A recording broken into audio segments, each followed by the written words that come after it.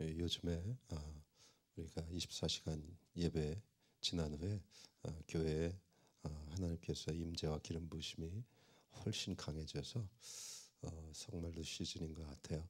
여러분들이 그런 걸 못 느끼고 있다면 여러분이 정말 뉴 시즌을 맞이해야 될 뿐입니다.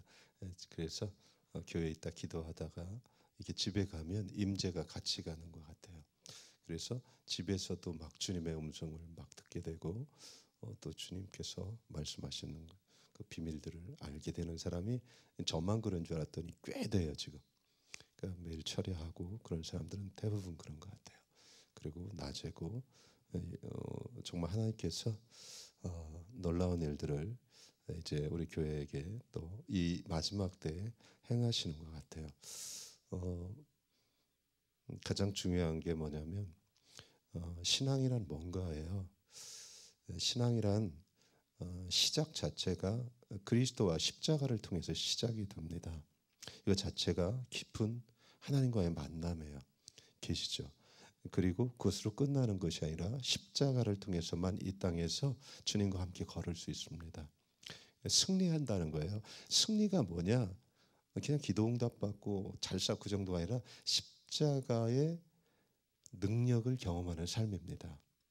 그래서 사도 바울은 예수 그리스도와 십자가 이외에는 알지 않기로 작정했다고 그런 거예요. 이 땅에서요. 모든 수많은 지식, 그동안 배웠던 성경적인 지식, 그것이 승리케 만들지 않아요. 절대 사람을 변하게 만들지 않아요. 우리 경험하잖아요. 여러분 신앙생활 오래 했다고 그가 본성이 변할 것 같아요? 안 변해요. 얼마나 은혜만 까먹으면 강팍해지는지 몰라요. 똑같아져요. 승리할 수도 없어요. 우리 안에 화만 일어나요. 분노가 일어나고 믿음도 없어지고. 똑같아요. 그래서 십자가는 계속 붙들고 가는 거예요. 십자가 안에서 뭐요? 하나님의 심장을 경험하고요. 십자가 안에서 이 땅을 이길 수 있는 주의 권능을 경험하고요. 십자가 안에서 결국은 우리가 영화로워질 수 있어요. 근데 이 모든 것의 시작과 끝에 그 일을 이끄는 분이 성령님이세요. 그러니까 성령님은 그리스도와 십자가로만 이끄세요. 그것만이 뭐예요? 신앙의 핵심이고 실제적으로 주님 앞에 갈 수 있는 유일한 길이거든요. 그래서 십자가, 이것을 쉽게 생각하는 크리스천이라면 종교인이에요. 종교인은 멀리 있는 게 아니에요. 나예요, 나. 십자가를 쉽게 생각하고 십자가를 쉽게 보는 사람들이에요. 여러분, 십자가를 평생 묵상해야 돼요. 십자가 안에서 그리스도의 사랑의 깊이와 높이와 넓이가 나와요. 그것이 알려질수록 뭐예요? 내가 변하기 시작해요. 여러분, 십자가를 통해서 내가 억셉받았을 때만 남을 억셉할 수 있어요. 이게 로마서예요. 여러분, 어떻게 남을 억셉해요? 우리 자신도 억셉하기 힘든데 한 사람도 억셉하기 힘들어요. 우리 자신이 그런 존재들이에요.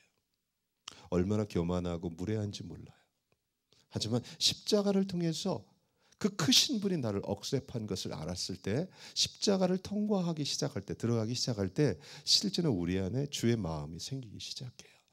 아주 작지만 그것을 통해서 내가 억셉하지 못하는 영역 안에서 슬픔이 나오는 거예요. 이게 애통이에요. 애통하는 자는 저희가 위로를 받을 거예요. 애통이 있어야 돼요. 어떤 것도 억셉할 수 없는 나의 강팍한 마음을 보면서 애통해야 돼요. 근데 십자가를 통하지 않으면 사도 바울 같이 종교적으로 강팍한 그가 정말 동족으로 해서 목숨을 내놓을 수가 없어요.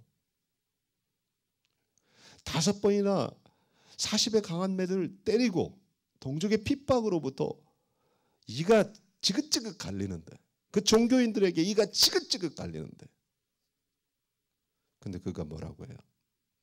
그들을 위해서 내 목숨 내놓겠다고 그러잖아요. 이것은 뭐예요? 십자가의 은혜밖에 없어요. 그 은혜는 지금도 동일해요. 아멘? 이게 기독교예요.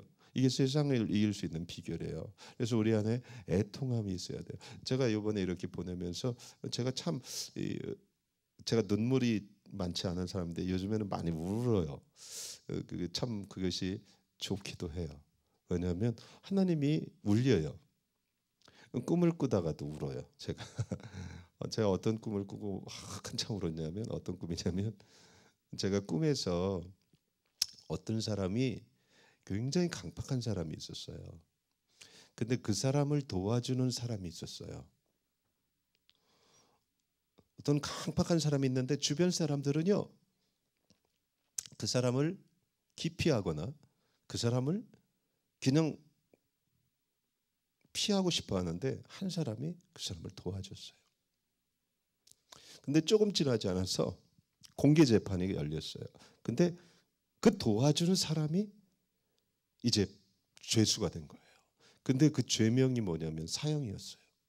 제가 꿈을 꾸고 있어요. 근데 아무도 그 사람의 선행을 얘기해 주지 않는 거예요. 그 사람이 어떤 사람을 도와줄 때 옆에 있었거든요. 그들이 다 침묵하고 있는 거예요. 왜? 그 자리는 얘기하면 안 되는 자리니까. 근데 나는 사실 그 사람을 잘 몰라요. 근데 내가 견딜 수가 없어서, 이 사람은 정말 착한 사람입니다. 어떤 사람을 힘들게 할 때 이 사람이 도와줬어요. 하고 울면서 제발 사형만은 면하게 해주세요. 그러다 울다 깨고, 내가 이거 지금 뭐 하는 거야? 침대를 적시고. 그것도 한 번 오는 게 아니라 한참을 울고 있어요. 근데 제가 이제 50인데 50이면 마음이 강팍한 세대거든요. 우리 알잖아요. 50 먹으면 마음이 강팍해져요. 제가 살아보니까 그래요. 50 이상 되면 변하지가 않아요. 근데요, 정말 하나님이 만지시면 눈물이 회복이 되더라고요. 그러니까 참 주의 은혜, 십자가, 그것이 없다면 이 땅에서 승리도, 이 땅에서 주님과의 동행도, 그리고 주님 앞에 서기 전에 어떤 사람을 억셉하는 것도 불가능하다고 저는 봐요. 그 사람하고 나하고 아무 상관이 없었어요, 꿈에서.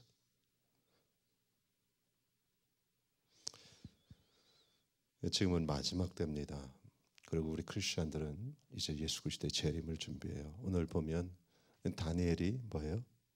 다니엘이 깊은 계시를 받고 근심하는 장면이 나오죠. 앞에 건 해석인데요. 해석이 잘 안 풀리니까 천사에 가서 물어봤어요. 그 장면이에요. 그랬더니 구체적으로 얘기를 해줘요. 그것이 뭐냐면 마지막 때인데요. 뭐예요? 열왕이 일어나는 시대가 온다. 근데 이 열불 중 이제 세 뿔이 제거가 될 거다. 이 뿔은 왕을 의미해요.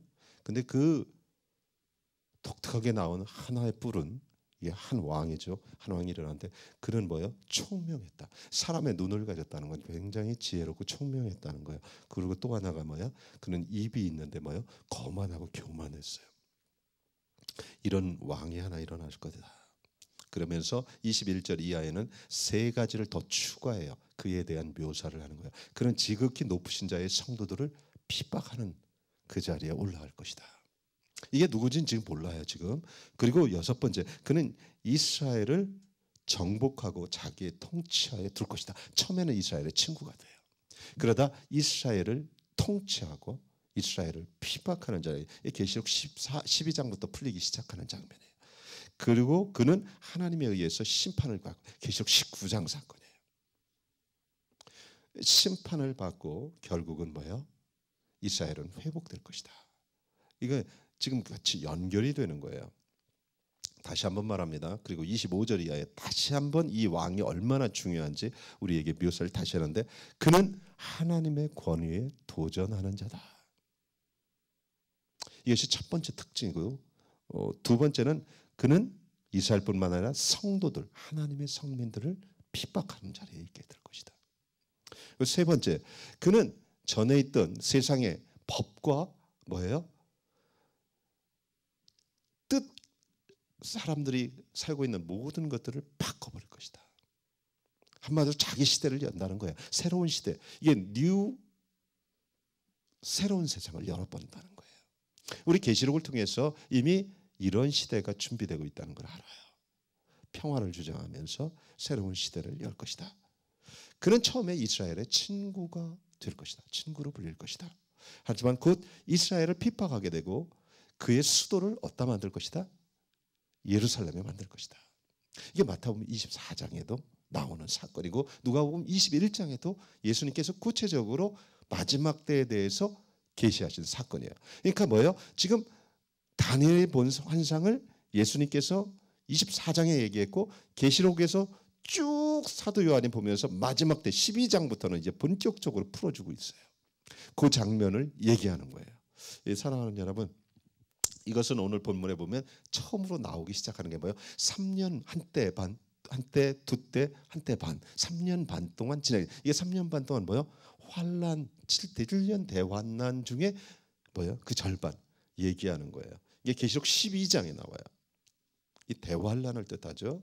이것은 계시록 12장에는 뭐라고 해요? 1260일이라고 해요. 이거 날짜로 쉬니까 1260일이에요. 3년 반이. 그리고 개월 수는 몇 개월이에요? 42개월. 계시록 11장과 13장에는 42개월이라고 해요. 이게 뭐예요? 다니엘서는 지금 3년 반으로 얘기하고 있고요. 지금 그것을 1260일로도 얘기하고 있고요. 이건 41개월로도 얘기를 하고 있어요. 그러니까 일월 연수로 변형만 해갖고 동일하게 지금 얘기하고 있는 거예요. 마지막 때 일어날 일이요. 그리고 결국은 26, 27장 27절에 보면 하나님 아버지가 결국은 개입을 한다.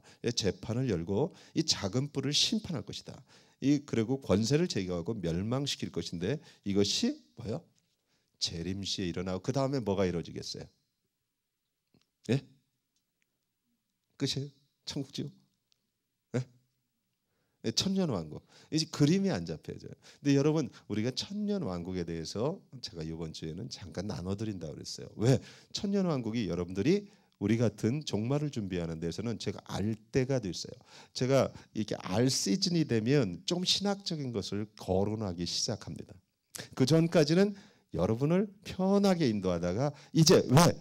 이것이 눈이 열리지 않으면 여러분이 어디 가서도 또 헷갈리고, 성경을 볼 때도 또 헷갈리고, 이 말을 들으면 이 말이 맞는 것 같고, 이 말을 들으면 후천연설, 전천연설, 무천연설, 그 말이 뭐야, 근데 그 전까지는 내가 얘기를 전혀 안 했어요. 이거 신경 쓰지 말라고 했어요. 계시록 강해만 할 때도요. 예? 왜? 그때 이것을 열어주면 여러분들은 이제 더 헷갈려요. 그래서 근데 지금쯤이면 여러분들이 이 부분을 이제 눈이 열어야 될 때예요. 이것은 신학적으로, 또 우리 교회가 어떤 관점으로 성경을 보고 있는데, 그것이 아이고 저 준명공동체 교회 혼자야, 그게 아니라 어떤 조류에서 지금도 어떤 신학자들이 어떤 파에서 이렇게 얘기하고 있다는 걸 여러분이 알아야 될 필요가 있어요. 그죠?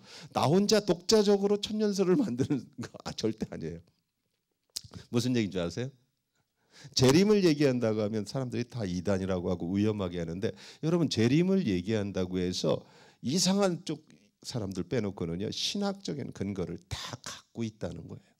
그렇다면 우리 교회가 얘기하는 그 성경의 마지막 때를 보는 시각, 그것은 과연 어디서 나왔나? 막연하게 예수 그리스도의 재림만이 아니에요. 성경에서 어떤 눈을 가지고 그 파트가 나왔고, 또 실제 그 파트를 주장하는 전 세계적인 학자들과 조류는 또 뭔가, 또 우리하고 부딪히는 데는 뭔가를 여러분이 조금 더 구체적으로 알면, 제가 어려워요. 굉장히 쉽게 얘기해 주겠어요. 그래서 여러분들이 이것을 가지고 눈이 좀 더 열리고요, 성경을 보고요, 우리 교회에서 제가 말씀하는 것에 대해서 여러분이 눈이 더, 귀가 더 많이 열렸으면 좋겠어요. 먼저 천년설을 얘기하는데, 천년설은 몇 가지가 있어요. 대표적으로 세 가지예요. 후천년설, 무천년설, 전천년설이라고 들어봤어요. 이 전천년설은 우리가 같은 지금 대세예요. 전천년설이 대세인데, 전천년설도 두 종류로 나눠요. 그 부분을 제가 조금 이따 다뤄드리겠어요. 빨리빨리 진행을 합니다. 첫 번째 후천년설이에요. 후천년설은 한마디로 뭐냐면, 교회가 1000년 동안 다스린 후 예수님이 재림하신다는 거예요. 무슨 얘기인 줄 알겠어요? 자, 성경의 계시록에 보면 1000년이 두 번 나와요. 맞아요?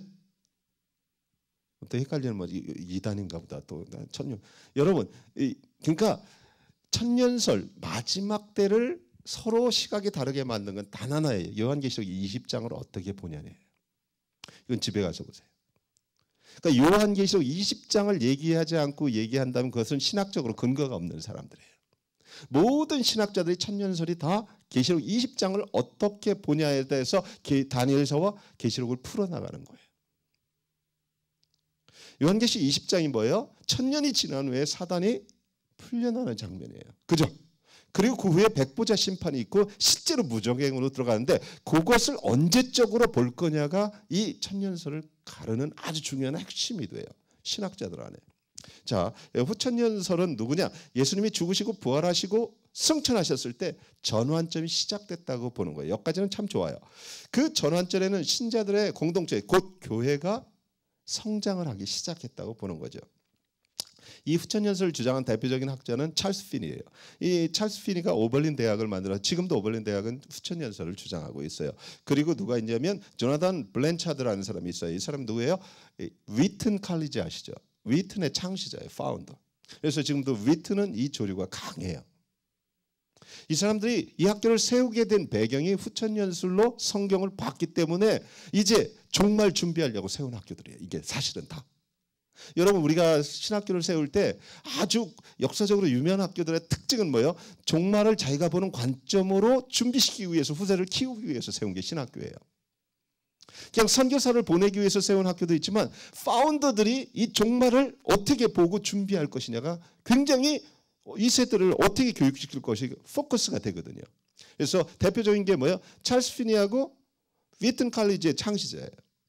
자, 그러고도 많아요. 일부 청교도 부흥사들도 있었어요. 자, 그런 얘기 하려면 길고요. 이들은 교회가 신자들의 공동체가 뭐예요? 특정한 클라이맥스, 인류 역사의 클라이맥스가 올 때까지 계속해서 부흥하고 성장한다고 봤어요. 그래서 예수님의 재림을 통해서 이 땅에 전환기가 오는 게 아니라 교회가 복음을 전함으로 전환기가 온다고 본 게 후천년설이에요. 그래서 천년왕국이 뭐예요? 예수님이 이 땅에서 완전 복음이 끝난 후에 다 끝난 후에 예수님이 오셔서 하는 거라고 본 거예요. 아까 제가 후천년설 얘기했어요. 교회가 천년간을 다스리는 거예요. 그러니까 지금이 뭐예요? 교회 시대예요.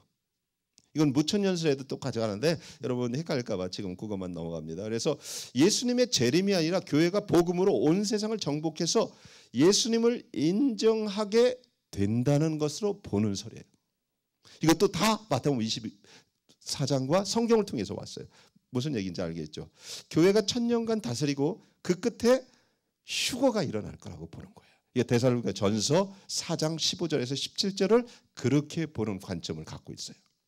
자, 그 다음에 새 하늘과 새 땅, 그리고 또 하나가 하늘로 내려오는 게 뭐예요? 새 예루살렘이 그 후에 내려온다는 거예요. 헷갈리지 않아요?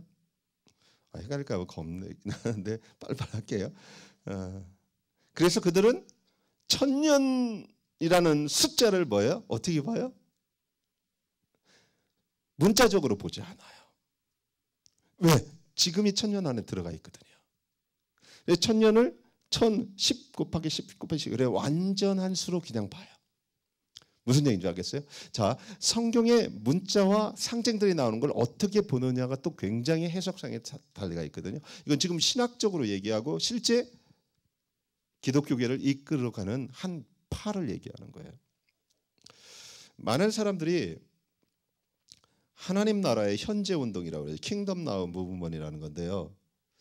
이런 주장을 하는 사람들이 이 관을 갖고 있어요. 쉽게 얘기하면 후천년설입니까? 이게 안 물어도 킹덤 나우 무브먼에 들어가 있는 미국의 많은 복음주의 교회들이에요. 근데 지금 사실 후천년주의자들은 쇠락하고 있어요. 여기서 변화가 수많은 사람들이 후천년주의자에서 지금 전천년으로 바뀌고 있어요. 어쨌든 그거는 제가 조금 이따 얘기하고요. 예수님의 재림 없이 신자들의 사역을 통해 이 천년왕국이 이루어지고 이 천년왕국 끝에 뭐예요? 잠시 사단이 풀려난다. 이게 계시록 20장을 그렇게 보는 거예요. 그리고 백부자 심판이 있고 주님이 이제 완벽하게 천년왕국에서 그 천년왕국은 어떻게 된다고? 새 하늘과 새 땅이 내려와서 된다는 거예요. 그러니까 완전한 거예요. 이 땅에서는 이제 없어져 버리고 예수님이 와서 하는 것이 새 하늘과 새 땅, 새 예루살렘을 세워서 천년왕국 실제 그때가 완전히 이루어지는 거다. 이렇게 보는 게 후천년주의자예요. 그래서 그들의 모토는 뭐예요? 위튼이나 이런 데가 먼저 그의 나라와 그의 의를 구하라가 모토가 돼버렸어요. 왜? 주님이 재림 전에 뭐요? 우리가 천년왕국을 만드는 것이 우리의 목적이니까. 제 말이 무슨 얘기인지 아세요? 네. 그러나 후천년설은 성경하고는 일치하지 않아요. 후반부에서 성경하고 일치하지 않아요. 이 얘기를 해주려면 너무 길고요. 제자들의 관점을 봅시다. 자, 예수님이 떠나시고 제자들은 예수님의 재림이 곧 올 거라고 봤어요? 아니라고 봤어요? 예? 곧 올 거라고 봤다는 거예요. 그러니까 제자들의 관점은 뭐예요? 완벽하게 천년이 이루어지지 않아도 주님이 올 것을 그들은 알고 있었어요. 성경 곳곳하고 마지막 때하고 불일치가 일어나요. 후천연설은. 그렇기 때문에 후천년주의자들은 지금 많이 떠나고 있어요. 신학자들도. 왜? 이것이 대세일 때가 있는데 이제는 조금 그렇거든요. 그래, 자, 후천연설은 여기까지만 좀 이해가 됐어요? 쉽게요? 자, 후천연설은 뭐라고요? 교회 시대가 천년을 만들어버리고 그리고 사단이 풀려나고 심판이 있고 새하늘과 새 땅이고 예수님은 그러고 이제 천년왕국이 오는 거예요. 이게 후천연설이에요. 이게 핵심이고 그 다음에 이제 무천연설이에요. 무천연설은 말 그대로 뭐예요? 천년이 무스타일로 간다 뭐 이런 배추무 그런 게 아니라 이 무천연설은 현재 천년설이라고 보면 돼요. 천년설이 없고 현재가 천년설 안에 있는 거예요. 그러니까 기독교 역사상 대세예요. 이건. 캐톨릭, 개신교, 루터파, 개혁주의, 침례교들이 이 주장을 갖고 있어요. 여러분이 장로교에 있었다면 이 주장을 배웠을 거예요. 무슨 얘기죠? 침례교, 그러니까 카톨릭부터 모든 개혁주의 입장에서는 무천연설이에요.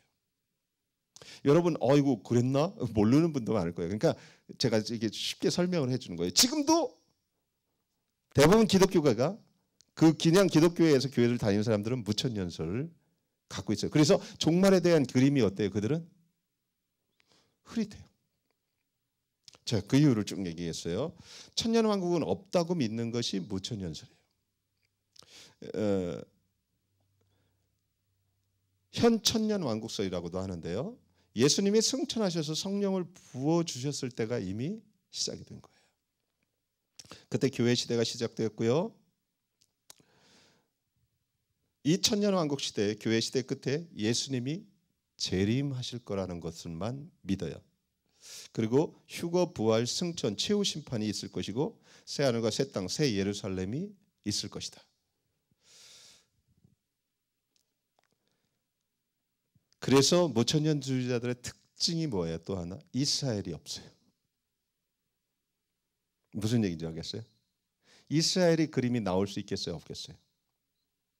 이스라엘이 그림이 나오지 않는 거예요. 그래서 하나님의 이스라엘이 이제는 뭐예요? 교회라고 얘기를 해요. 자, 우리가 배웠던 교회에서 왜 이스라엘이 없어졌는지 이유를 알겠죠? 네? 2000년 동안 없어졌었어요. 또 교회가. 그러다 보니 이스라엘이 없어졌어요. 그러니까 우리는 이스라엘에 대한 그림을 교회에서 듣지를 못한 거예요.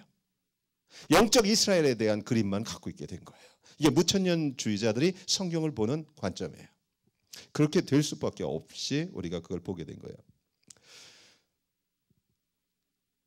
참 이스라엘은 교회다 이렇게 믿기 때문에 그래요. 그들은 이스라엘이 다시 모일 것이라는 예언이 있죠. 성경에 곳곳에 다시 내 백성을 모으겠다. 이것을 뭐라고요? 교회가 주님께로 모일 것이라는 예언으로 풀어버려요. 왜? 이스라엘이 다 영적 이스라엘로 대처돼 버리니까. 우리가 설교를 전부 그렇게 들었을 거예요. 근데 이게 온 기독교 보수 측의 대세예요. 그래서 여러분이 목사님 우리는 무천년주의자입니다 이런 얘기 안 했어도 이런 얘기를 할 이유도 없고요. 목사님들은. 그죠? 성경이 이렇게 다 풀게 여러분 자동적으로 입력이 돼버린 거예요. 그래서 여러분 그것에 대해서 가르침을 받고 종말에 대한 그림이 전혀 구체적으로 준비될 수가 없었어요.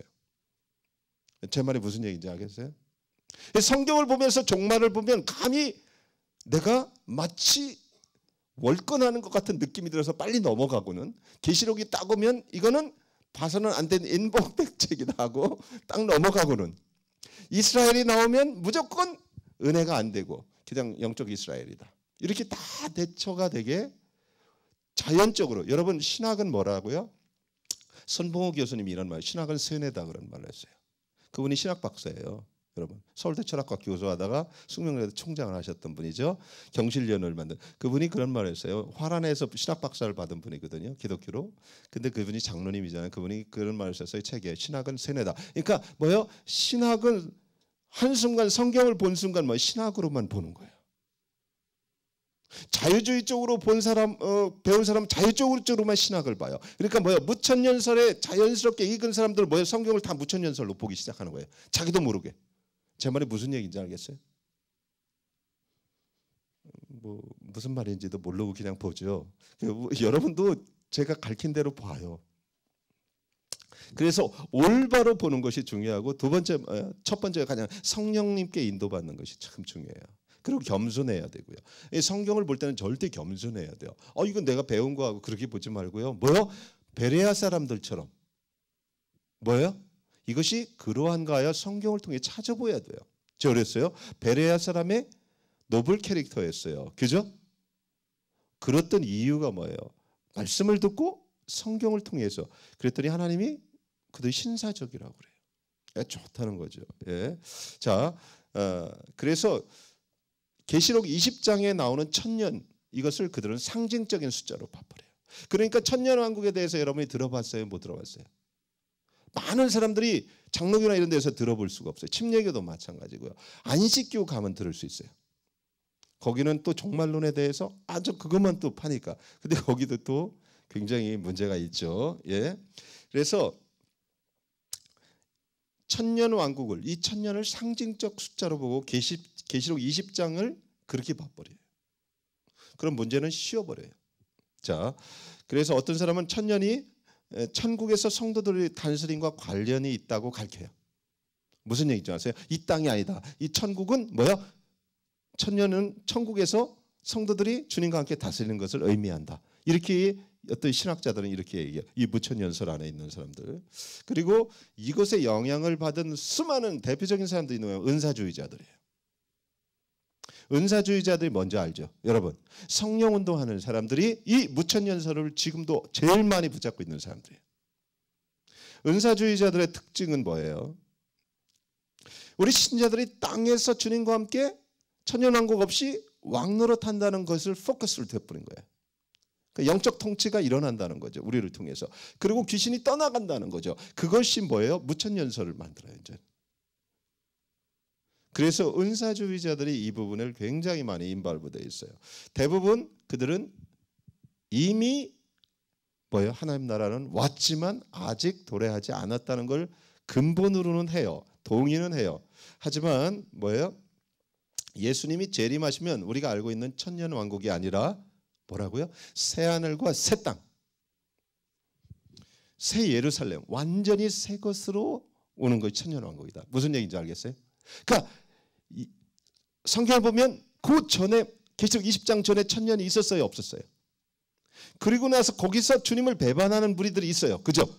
사단이 풀리고 계시록 20장이에요. 몰라요. 계시록 제가 한번 강의했는데 다 잊어버리셨나 보다. 계시록 얘기만 나오면 그냥 계시를 못 받는 것 같아요. 네? 그냥 계시에 대해서 고민이 생기고 하는 게 아니라 그냥 없애버리고 싶은 책이에요.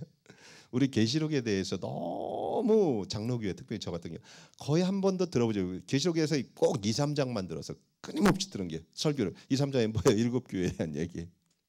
그리고 곧 넘어가지를 못했어. 계시록은 그냥 거기는 넘어갔다면 이단으로 가는 책이 돼버려갖고. 그러니까 계시록이 한국교회에게는 뭐라고 장로교회에게는 인봉이 아직 풀리지 않은 책이에요. 근데 계시록 21장 뭐라고 해요? 다니엘서는 인봉을 붙이라고 하는데 계시록은 뭐 인봉을 풀어버리라고 그런 책이거든요. 근데 그 이유가 뭐예요? 한국 입장에서는 이 계시록이 너무 힘든 책이에요. 풀기가. 그러다 보니까 제가 얘기했죠. 박윤선 박사가 한국 보수 측에서는 첫 번째 주석을 쓰고 지금도 가장 위대한 석학이에요. 그분이 웨스트민스터에서 공부를 했어요. 제가 얘기했잖아요. 그분의 일화가 유명해요. 한국 보수 측에서는 최고의 신학자예요. 박윤선 하면. 근데 그분이 배를 타고 6개월 옛날에 유학 올 때 1960년 전반인가 그러니까 배를 타고 오는데 그 배가 6개월인가 4개월인가 걸려요. 그때 원어로 성경을 암송하고 온 사람이에요. 그러니까 미국 분들이 교수가 그분을 보고 충격을 받았어요. 당신이 가르쳐야 되는데 어떻게 그렇게 오셨냐고. 그 이분이 여기서 가갖고 한국에 들어가고 뭘 하냐면 이분이 총신 이런 데를 세우고 거의 하신 분이에요. 근데 그분이 뭐 했냐면 주석을 썼어요. 박연선 주석이라고 지금 목사님들 안에 안 갖고 있는 분이 없어요. 이것은 한국 분이 쓴 주석 중에서는 어떻게 보면 고전이고 제일 좋아요. 저도 이 주석을 잘 봐요. 근데 이 박연선 박사님이 쓰지 않은 주석이 딱 한 거 있어요. 그게 뭔지 아세요? 계시록이에요. 그러니까 그 박사님부터 계시록은 건들면 계시받는 거예요. 큰일 나는 거예요.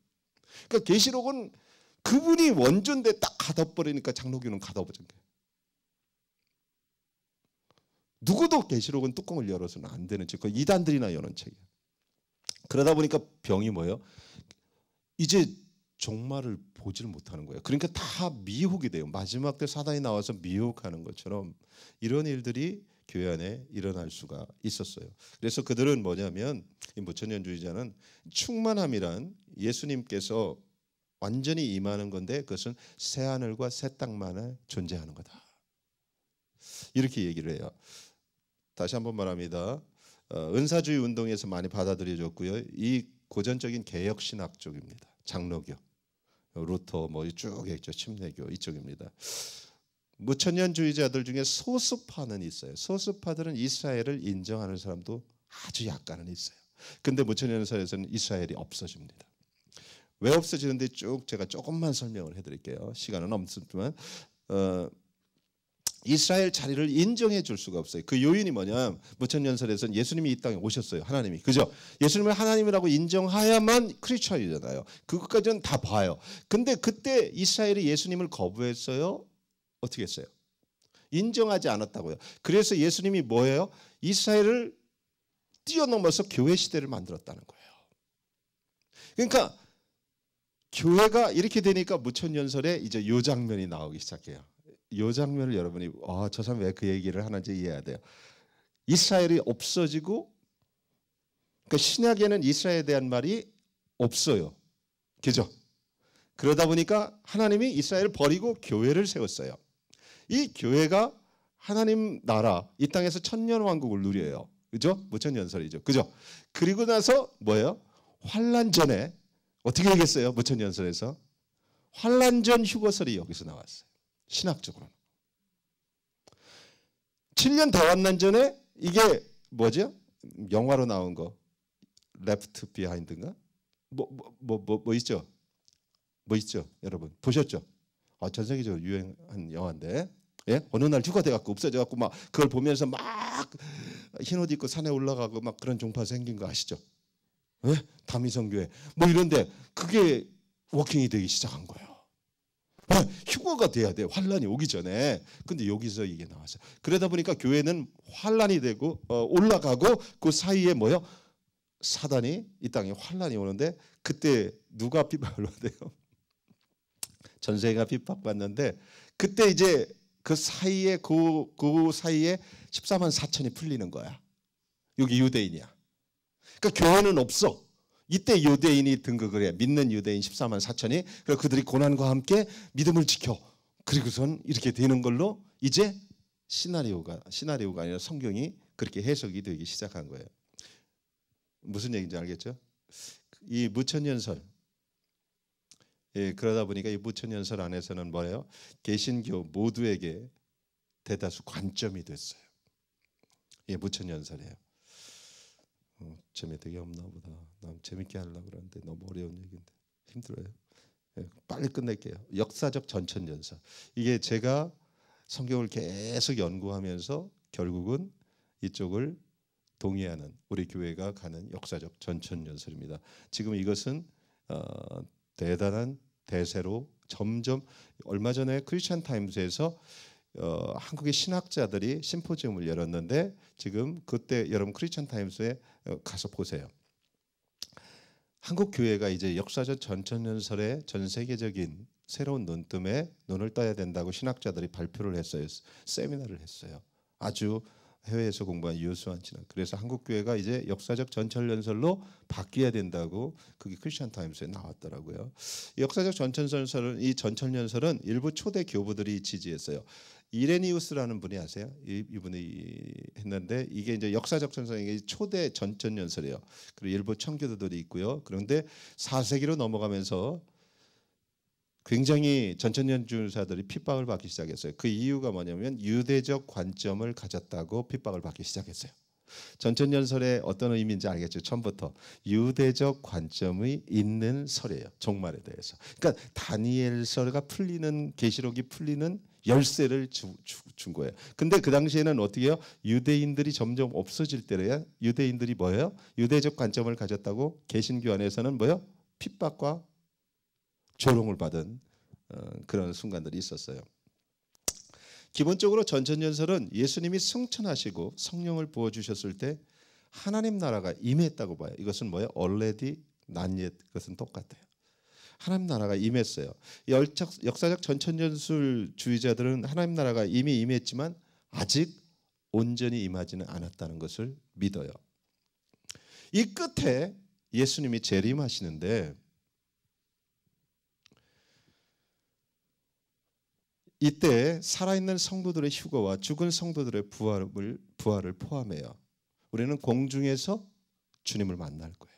이게 데살로니가서에 나오죠. 그리고 어떻게 해요? 하늘로 올라가요. 그죠? 네? 아니죠. 뭐요? 주를 영접한다는 것은 어떤 의미가 있다고요? 같이 따라가는 게 영접 아니고 그분들을 어떤 손님이 올 때 영접이라는 것은 가서 내가 모셔오는 거죠. 모셔서 천년왕국을 함께 다스리는 거예요. 이게 전천연설이에요. 이게 스가랴 14장이에요. 이게 계시록이에요.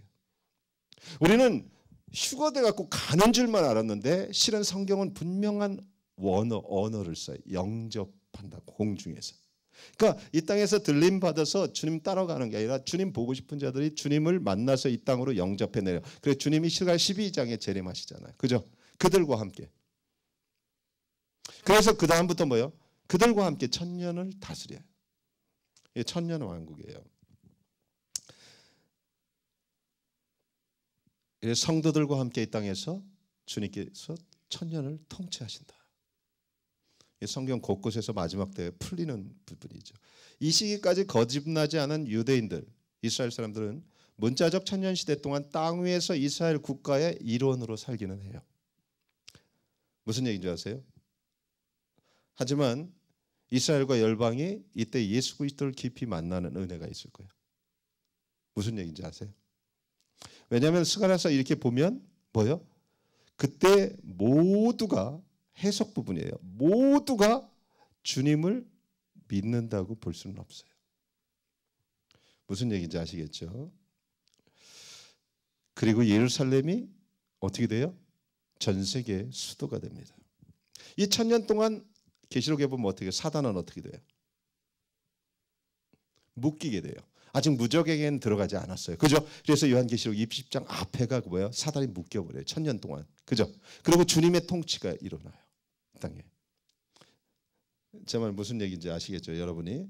그리고 시대가 끝나면 뭐예요? 선지자들이 얘기한 그 시대가 바로 이사야서. 그죠? 이 천년왕국 동안에. 하고 천년이 지난 후에 뭐예요?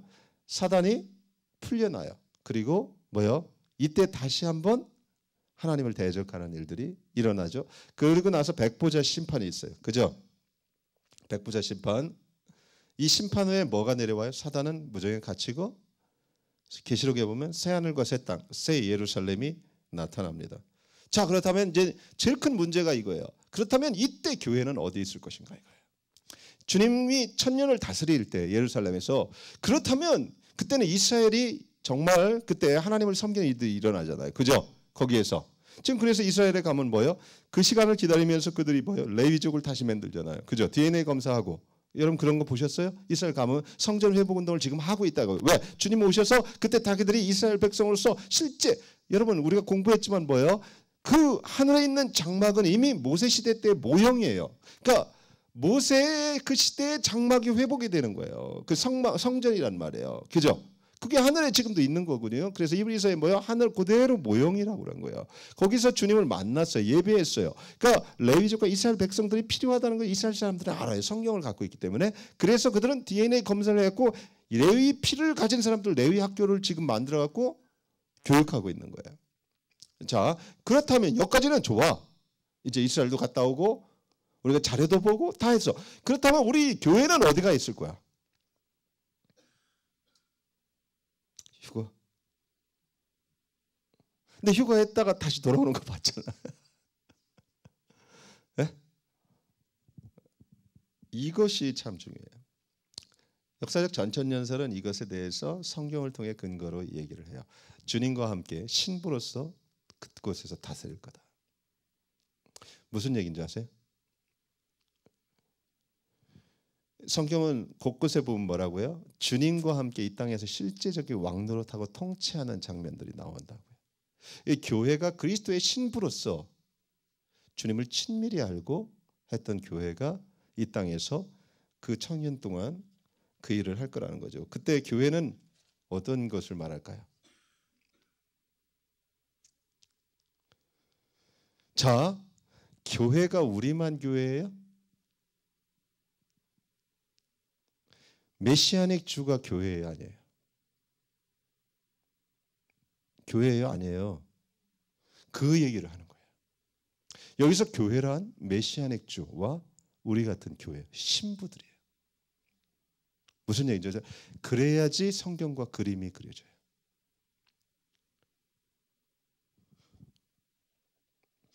그 시대에는 교회의 유대인과 이방인이 변화된 모습으로 메시아와 함께 다스리는 시대예요. 우리들은 이미 어떻게 됐어요? 그때 주님을 깊이 아는 사람들이에요. 그죠? 근데 스가랴 14장에 보면 그때 뭐예요? 이런 말이 나와요. 이스라엘을 친 왕과 나라들이 초막절을 지키지 올라오지 않으면 어떻게 한다고 그래요? 저주가 벌어지는 게. 자, 그렇다면 이들이 초막절 주님이 왕이라는 걸 아는데도 그들 마음 안에는 지키지 않을 수도 있다는 거예요. 꼭 지켜 밖으로 지킨다는 거예요.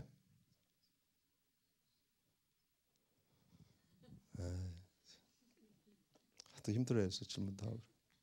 무슨 말이에요? 지키지 않는 왕들은 눈이 썩고 뭐 이런 일이 나타나잖아요. 그것은 뭐예요? 지금 그 1000년 동안에는 어떻게 돼요? 마귀는 붙잡혀 있지만 실은 1000년 후에 주님을 반란하는 작업이 있어요, 없어요? 그들 중심 안에. 그 얘기가 계시록 20장이거든요. 그러니까 유대인들도 100% 변했다고는 볼 수 없다고 보는 거예요. 전천년 그때는.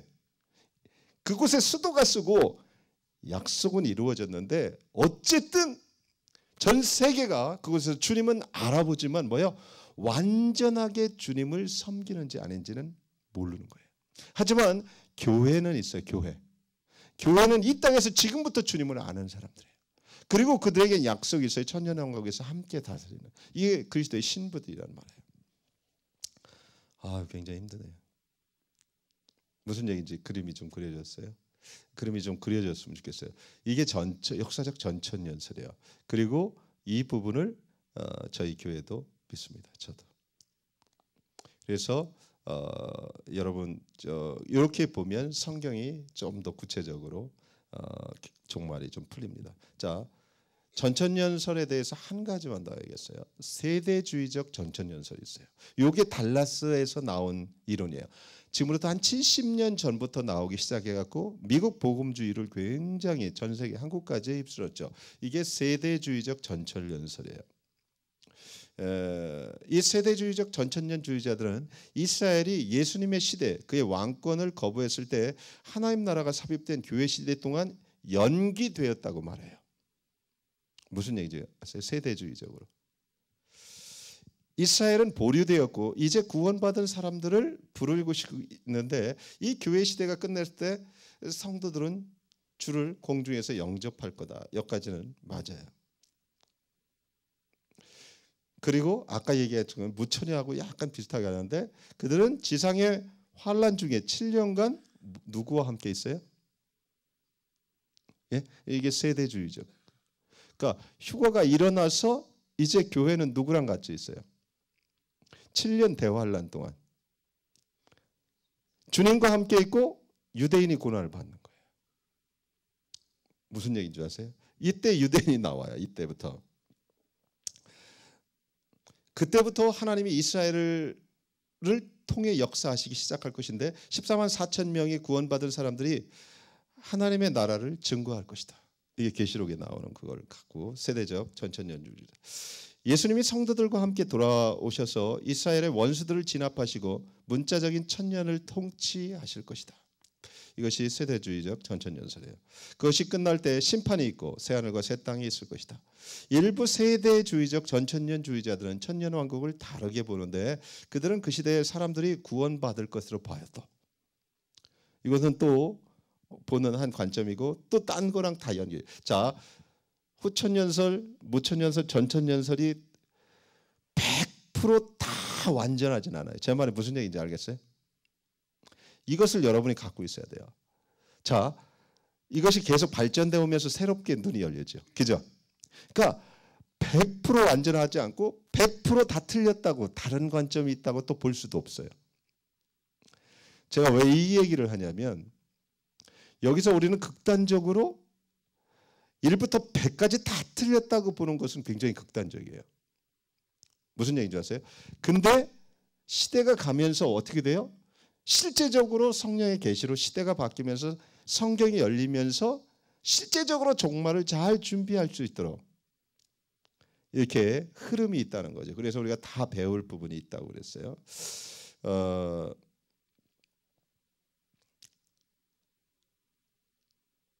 구원받지 못한 사람들은 그 끝에 가서 다 반역할 것이라고 보는 게 세대주의적 전천년설이에요. 그리고 구원받지 않은 모든 사람들은 유대인 외에는 다 지옥에 갈 것이다. 자, 그렇다면 유대인들은 또 여기서는 또 괜찮아요. 제 말이 무슨 얘기인지 알겠어요? 전천년 세대주의자들로는 달라스 신학교 얘기했던 그 라이리 스터디 성경 저자 이런 분들이 지금 계속 대표적인 사람이죠. 자, 여기까지만 보겠습니다. 왜 천년설이 그렇게 중요하냐면 종말을 보는 눈이에요. 근데 우리 교회 제가 보는 것은 역사적 전천년설인데 역사적 전천년설이 제가 볼 때는 성경을 종말을 보는 제일 완전해요. 그리고 지금은 굉장히 신학적으로는 전 세계적인 주류로 넓혀가고 있어요. 유대인을 볼 수 있게 해주고요. 다니엘서와 계시록이 다르게 펼치지 않고 연결되게 만들어줘요.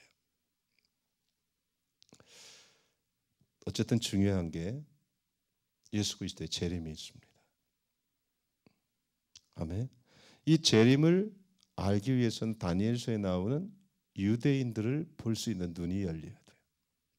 그리고 계시록 20장을 통해서 앞뒤가 연결되는 그 당시에 하나님의 플랜을 볼 수 있어야 돼요.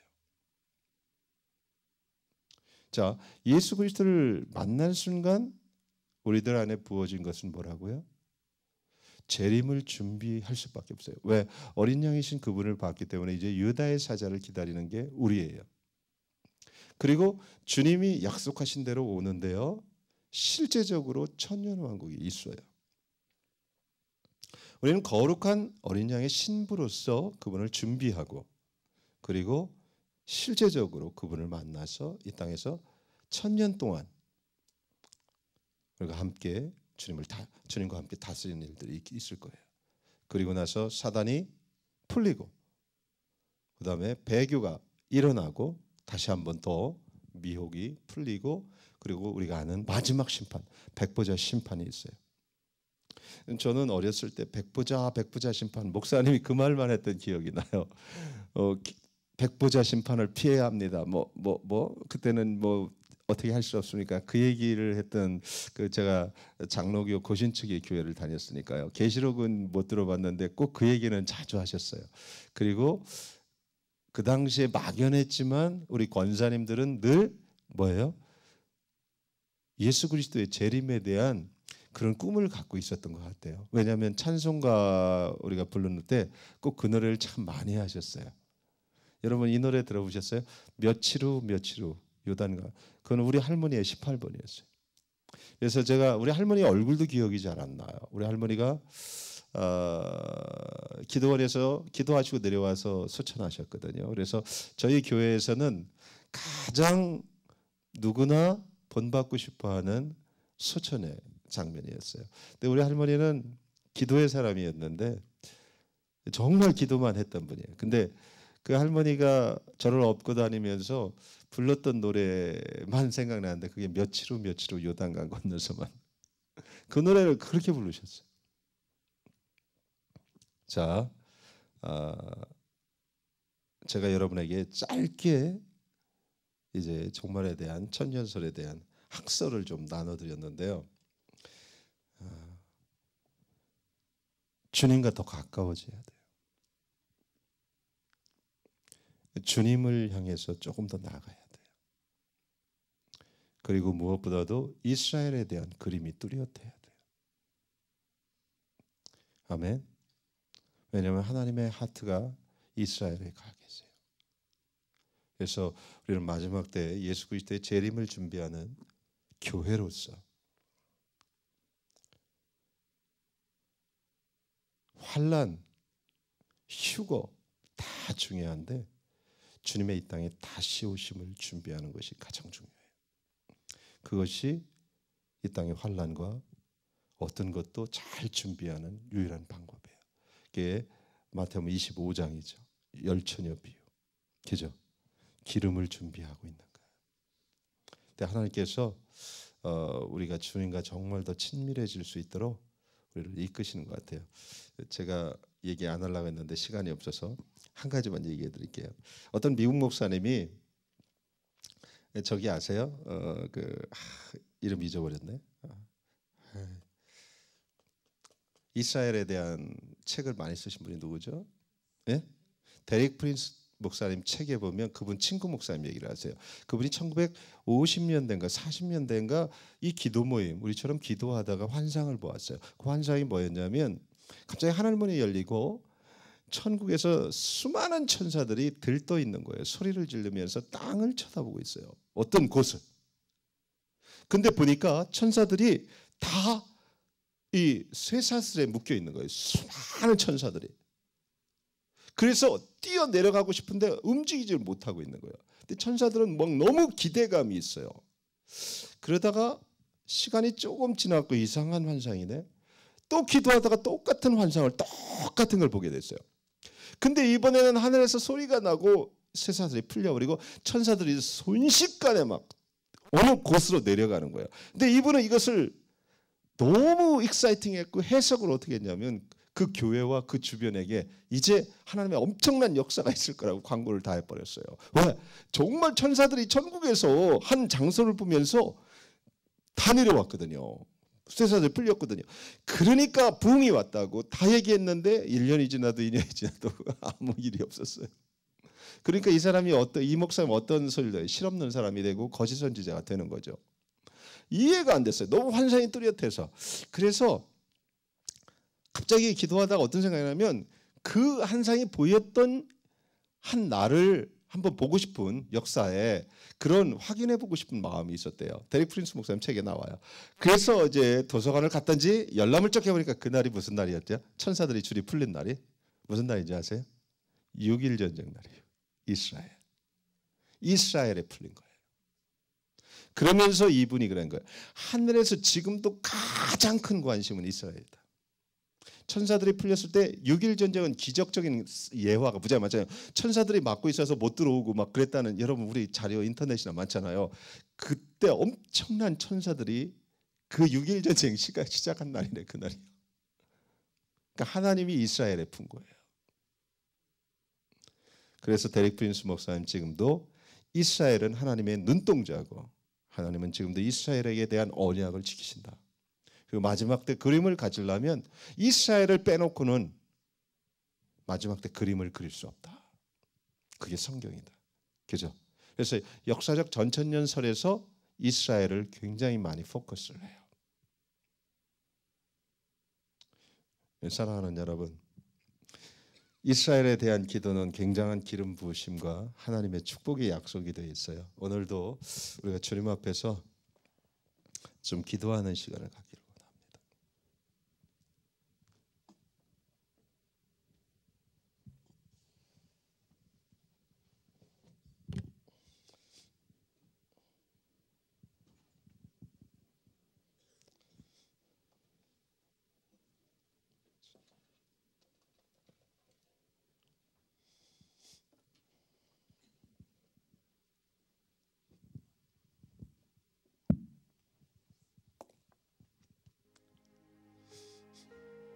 No, God, we pray for the peace 참 이상한 것 같아요. 저는 찬양을 들을 때마다 이스라엘에 대한, 예루살렘에 대한 찬양들만큼 기름 부으심이 강력한 게 없어요.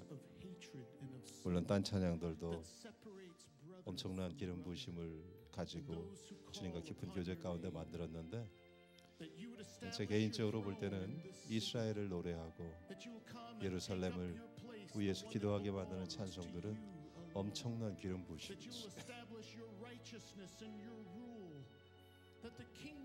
주님이 오십니다.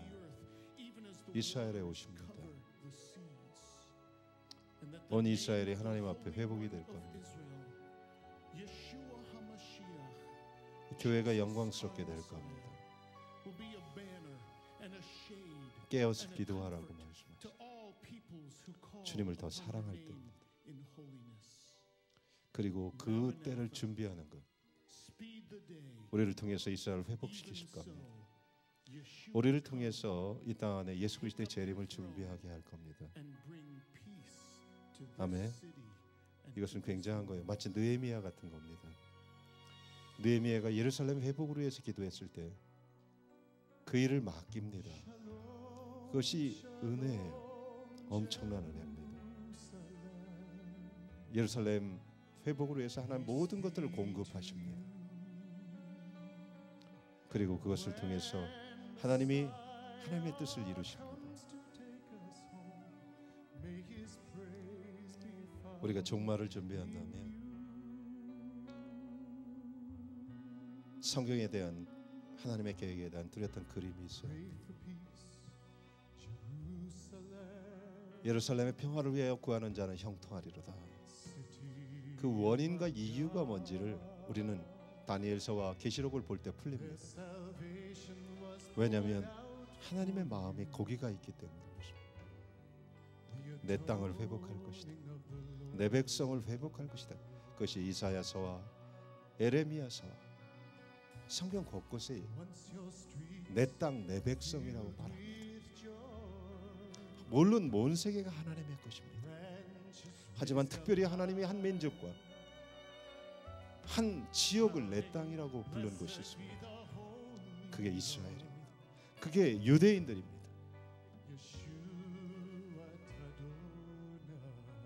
우리 주님 앞에 예수 그리스도의 재림을 준비하는 신부로서